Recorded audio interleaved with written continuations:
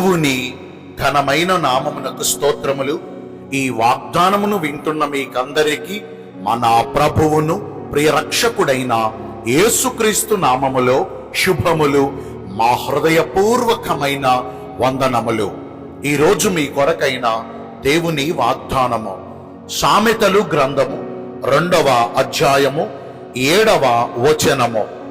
యెహోవా యథార్థవంతులను వర్ధిల్ల చేయును. మంచి దేవుడైన యేసయ్య ఈ మంచి వాగ్దానమును నిశ్చయముగా నేడు మనందరి జీవితములలో నెరవేర్చునుగాక. ఆమేన్. ఇశ్రాయేలు యొక్క పరిశుద్ధ దేవుడును సైన్యములకు అధిపతి అయిన యెహోవా దేవుడు నేడు మనకు తోడుగా మన పక్షమునందు నిలిచి ఉండి మనము చేయుచున్న మన చేతి పనులన్నిటి విషయములోనూ, మన గర్భఫల విషయములోను, మన పశు సంపద విషయములోను, మన భూమి పంట విషయములోను, మన కార్యములన్నిటి విషయములోను, మనము చేయుచున్న మన ప్రయత్నములన్నిటి విషయములోను, మన పనులన్నిటి విషయములోను ఆయన మనకు మేలు కలుగునట్లుగా మన పక్షమునందు ఉండి మనలను అంతకంతకు వర్ధిల్ల చేస్తాడు. మరి మంచి దేవుడు ఈ మంచి వాగ్దానం నేడు మనందరి పట్ల నెరవేర్చాలంటే మనము మన దేవుడైన యెహోవా దృష్టికి యథార్థవంతులమై ప్రవర్తించాలి. ఎందరైతే ఆయన దృష్టికి యథార్థ హృదయులై జీవిస్తారో నిశ్చయముగా ప్రభు వారందరినీ కూడా వర్ధిల్ల చేస్తారు. మరి నేడు మన ప్రవర్తన దేవుడి దృష్టికి యథార్థముగా ఉన్నదా? అన్ని అనుకూలముగా ఉన్నప్పుడు యథార్థవంతులుగా ఎవరైనా ప్రవర్తిస్తారండి. కాస్త ప్రతికూల పరిస్థితులు ఎదురైనప్పుడే, అనుకోనివి మనకు ఎదురైనప్పుడే, ఊహించని సంఘటనలు మన జీవితంలో చోటు చేసుకున్నప్పుడే మన యథార్థత రుజువు పరచబడుతుంది. భక్తుడైన యోబు జీవితాన్ని మనం పరిశీలిస్తే అన్ని అనుకూలంగా ఉండి సమస్తము కలిగినప్పుడు అతడు యథార్థతను కలిగి ఉన్నాడు. ఒకానొక దినమందు తనకున్న సమస్తాన్ని కోల్పోయినప్పటికీ అదే యథార్థతను కలిగి దేవుని మెప్పు పొందాడు. కాబట్టే తన యథార్థతను బట్టి యెహోవా యోబును 2 అంతలు అధికముగా ఆశీర్వదించారు.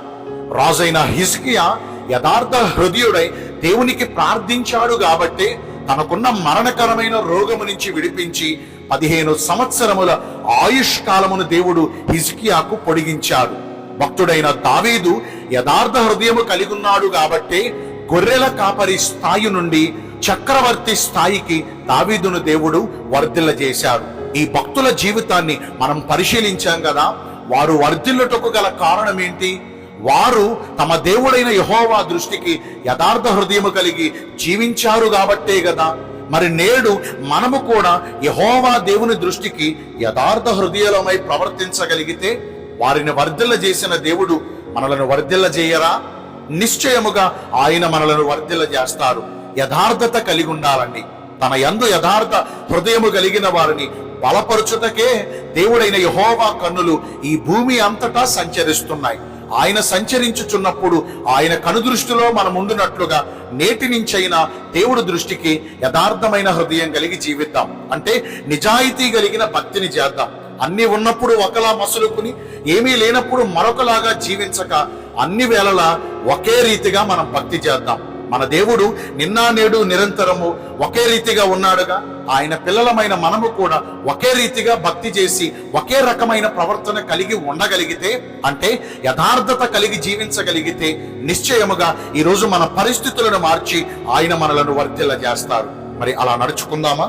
దేవుడి కొద్ది మాటలు మనందరి వినికిడిలో ఆశీర్వదించునుగాక. ఆమేన్. మీ అందరి కొరకు చిన్న ప్రార్థన చేస్తానండి. పరిశుద్ధుడా, ప్రేమ కలిగిన యేసురాజా, మీ కృపగల ఘనమైన నామమును బట్టి నిండు మనసుతో మీకు మా కృతజ్ఞత స్తుతులు స్తోత్రములు వందనాలు చెల్లిస్తున్నాము. మీరు యథార్థ హృదయులను వర్ధిల్ల చేస్తానని ఈరోజు వాగ్దానము ద్వారా మమ్మల్ని బలపరిచారు. మీ దృష్టికి యథార్థత కలిగి జీవించి ఈ వాగ్దాన ఫలమును పొందుకునే కృపను నేడు మాకందరికీ దయచేయండి. ఈ రోజున ఎందరైతే పుట్టిన రోజులను, వివాహ దినములను, ఇతరమైన శుభకార్యములను జరిగించుకుంటున్నారో వారందరికీ మెండైన దీవెనను కుమ్మరించమని, మీ రాకడ కొరకు మమ్మను సిద్ధపరచమని యేసుక్రీస్తు ప్రశస్త నామమున ప్రార్థించి వేడుకొనుచున్నాను మా ప్రియ పరలోకపు తండ్రి. Amen. May God bless you all. Thank you.